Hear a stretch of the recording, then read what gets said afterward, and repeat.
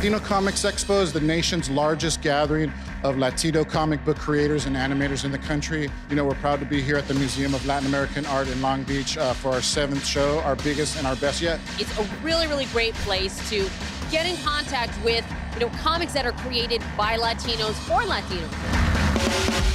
We're kind of creating our own space here, and I like the show of force of all of us getting together. We're 18% of the population, but only 2% representation in mainstream media. Just being around all these different artists who are creating characters that reflect the community. If you want Aztec culture, lowrider, lucha libre, this is the place to be. Let me hear you. Are you having a good time at the Latino Comics Expo?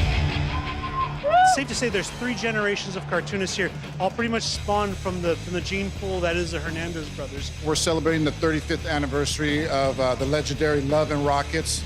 It basically came from just wanting to do comics that we weren't seeing. Things we wanted to read. I've drawn Spider-Man and other characters just for my own amusement. I respected the original creators of those characters so much. I didn't need to do what they've already done. I just wanted to tell my story with the way I want to draw and with the characters I want. Growing up, I mainly had white superheroes like Captain America, Superman, Batman, Spider-Man. Now I was thinking we need some heroes that reflect our community. We got Lucha Lane, Aztec mythology.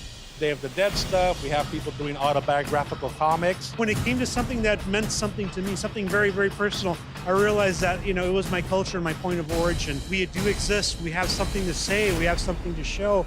I think people need to see representation of people within the industry so they can feel empowered to come in as well. We need the people who have actually been there to bring those stories to the people. One of our mottos is that comic books can be a very strong bridge for literacy.